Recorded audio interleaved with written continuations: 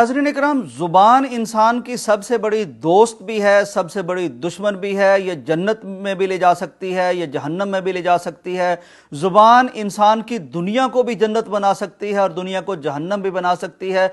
ये अपनी नौइयत का मुनफरद वाक़या कुवैत में पेश आया।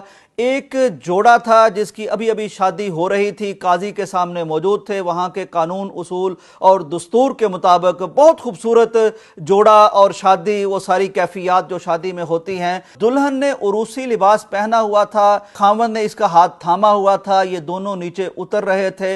अचानक दुल्हन का लिबास किसी चीज़ में अटक गया और वो बेचारी गिर गई। अब बजाय इसके कि खामन उसका सहारा बनता, परेशानी का इजहार करता, न जाने क्या सूझा इसे, ये कहने लगा कि तुम इंतहाई अहमक खातून हो। अब अंदाज़ा कीजिए कि एक नई दुल्हन जो अपने खामद से खूबसूरत अल्फाज की तवक्को कर रही होती है, वो एक नई जिंदगी की शुरुआत में एक खुशगवार कैफियत में होती है, उसको अपने खामद की तरफ से ये सुनने को मिले कि तुम बड़ी बेवकूफ़ लड़की हो, तो उसके दिल पर क्या गुजरती है। बहरहाल वो बेवकूफ़ लड़की थी या अक्लमंद लड़की थी। उसके फौरन बाद उसने ये किया कि उन्हीं कदमों पर वो खड़ी हुई, उन्हीं कदमों पर लौटी।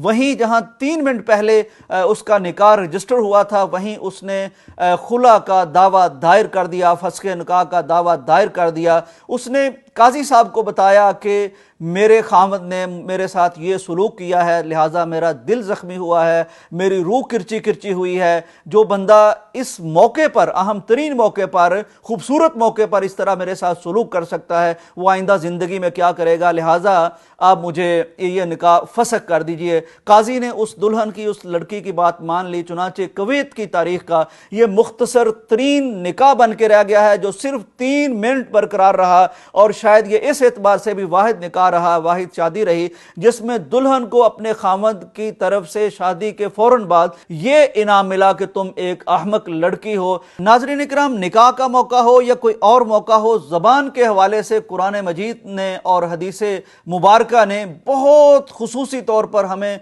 मुतवज्जे भी किया है, मुतनब्बे भी किया है, खबरदार भी किया है। यहाँ तक रसूल मुकर्रम सल्लल्लाहु अलैहि वसल्लम का इरशाद गरामी है कि इसी ज़ुबान की वजह से लोग जन्नत में भी जाएंगे, जहन्नम में भी जाएंगे।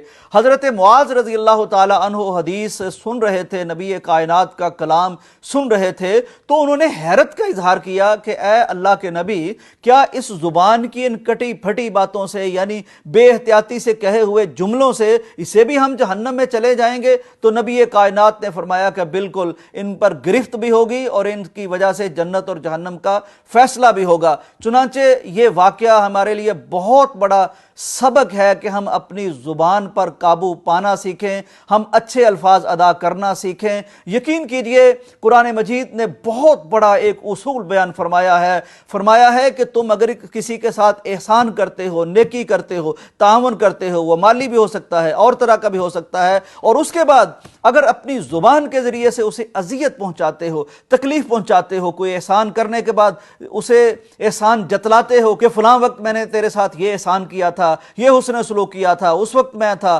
फ़लाँ मौके पर मैं था, तो कुरान कहता है इससे बेहतर है तुम उसके साथ सलूक अच्छा ना करो, बल्कि ज़ुबान अच्छी इस्तेमाल करो। ये वाक़या हमें बताता है कि अपनी ज़िंदगी को अगर हमने जन्नत बनाना है और उखरवी ज़िंदगी को भी जन्नत बनाना है, तो हमें अपनी ज़ुबान पर काबू पाना होगा। ये कलीद है कामयाबी की। इससे आप दिल जीत भी सकते हैं, इससे आप अपनी दुनिया और दूसरे की दुनिया ख़राब भी कर सकते हैं। हम अल्लाह तबारक व तआला से ज़ुबान की आफ़तों से, ज़ुबान के शर से पनाह मांगते हैं। अल्लाह ताला हमें आफ़ियत अता फरमाए। इजाज़त दीजिए। अल्लाह हाफ़िज़।